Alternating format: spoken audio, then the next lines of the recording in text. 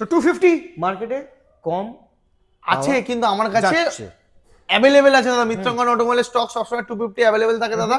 2023-এর গাড়ি দাদা 1,70,000 টাকা, আবার 2023-এর গাড়ি 1,70,000 টাকা। E20 কিন্তু E20 আমার কাছে হ্যাঁ। 1,45,000 থেকে আর 1,70,000 টাকা অবধি 250 জেন 2 পাবে। দেখে নাও, যারা বাজেট বাড়াবে বাড়াবে। তাদের জন্য 1,85,000 টাকায় জেন 3 250 পেয়ে যাবে, যেটা মার্কেটে 1,99,000 টিএফটি বিক্রি হচ্ছে।